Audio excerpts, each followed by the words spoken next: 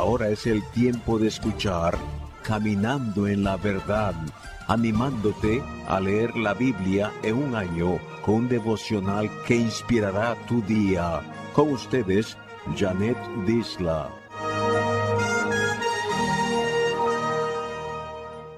Estamos leyendo el Nuevo Testamento. Hoy, 20 de diciembre, damos comienzo a la lectura de la primera epístola del apóstol Juan. Esta primera epístola de las 3 del apóstol Juan es dirigida a las iglesias de Asia Menor, donde Juan ejerció su ministerio y probablemente la escribió desde Éfeso a todos los creyentes del mundo.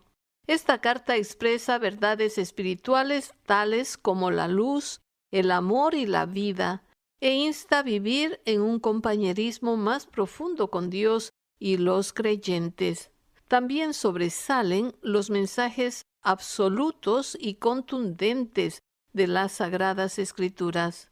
El tema dominante que Juan hace énfasis es el de permanecer en Cristo y dejarnos sustentar por Él en una comunión íntima y de oración. La primera epístola de Juan se escribió entre los años 85 y 96 después de Cristo. De sus 5 capítulos, 6% es profecía. La palabra amor aparece 48 veces en la primera carta y permanecer 20 veces.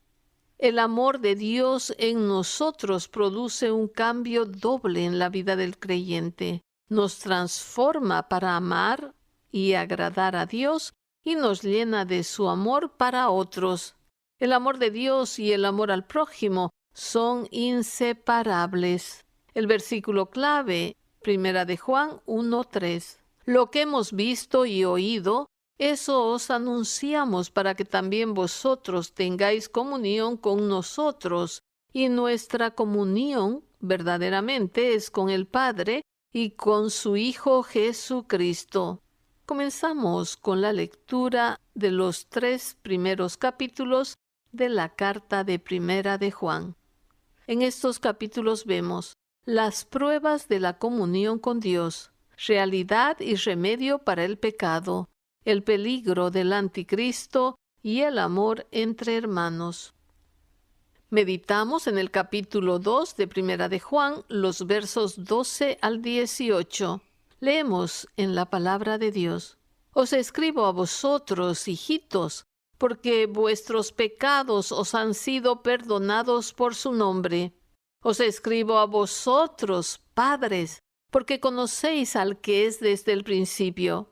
Os escribo a vosotros, jóvenes, porque habéis vencido al maligno. Os escribo a vosotros, hijitos, porque habéis conocido al Padre. Os escribo a vosotros, padres, porque habéis conocido al que es desde el principio. Os escribo a vosotros, jóvenes, porque sois fuertes, y la palabra de Dios permanece en vosotros, y habéis vencido al maligno. No améis al mundo ni las cosas que están en el mundo. Si alguno ama al mundo, el amor del Padre no está en él. Porque todo lo que hay en el mundo, los deseos de la carne, los deseos de los ojos y la vanagloria de la vida, no proviene del Padre, sino del mundo. Y el mundo pasa y sus deseos, pero el que hace la voluntad de Dios permanece para siempre. Hijitos, ya es el último tiempo, y según vosotros oísteis que el anticristo viene. Así ahora han surgido muchos anticristos. Por esto conocemos que es el último tiempo.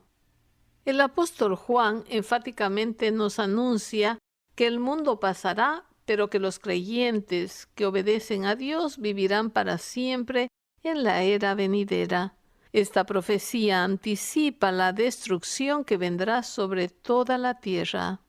Sabemos que el sistema mundano nos ofrece muchas distracciones para desviarnos del camino correcto de la verdad. Hoy más que nunca el sistema consumista está consumiendo a las personas, haciéndoles creer que mientras más cosas tengan, más felices serán. Así que los deseos de la carne, los deseos de los ojos y la vanagloria de la vida proceden del mundo corrupto y mentiroso, liderado por su príncipe Lucifer, el enemigo de las almas humanas.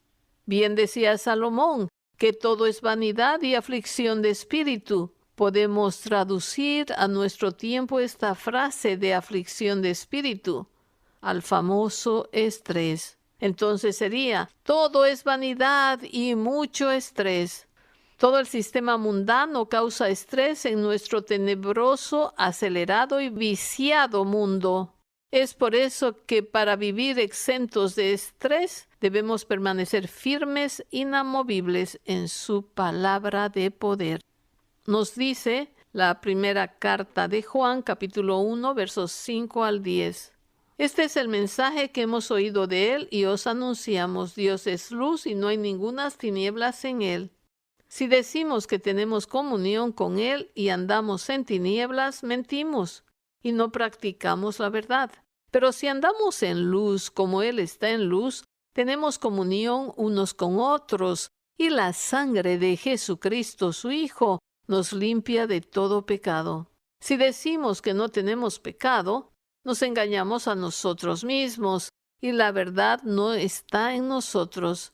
Si confesamos nuestros pecados, Él es fiel y justo para perdonar nuestros pecados y limpiarnos de toda maldad. Si decimos que no hemos pecado, le hacemos a Él mentiroso y su palabra no está en nosotros. Así que tengamos cuidado. El mundo moderno no acepta que son pecadores y rechazan el amor y la salvación de Jesucristo. Pero la buena noticia para todos es que Dios perdona a todos los que confiesan su pecado y reciben la salvación en Cristo Jesús. Mirad cuán amor nos ha dado el Padre para que seamos llamados hijos de Dios. Por esto el mundo no nos conoce, porque no le conoció a Él. Amados, ahora somos hijos de Dios, y aún no se ha manifestado lo que hemos de ser. Pero sabemos que cuando Él se manifieste, seremos semejantes a Él, porque le veremos tal como Él es. Y todo aquel que tiene esta esperanza en Él, se purifica a sí mismo, así como Él es puro. Todo aquel que comete pecado, infringe también la ley, pues el pecado es infracción de la ley. Y sabéis que Él apareció para quitar nuestros pecados, y no hay pecado en Él. Todo aquel que permanece en Él no peca. Todo aquel que peca no le ha visto ni le ha conocido. Hijitos, nadie os engañe.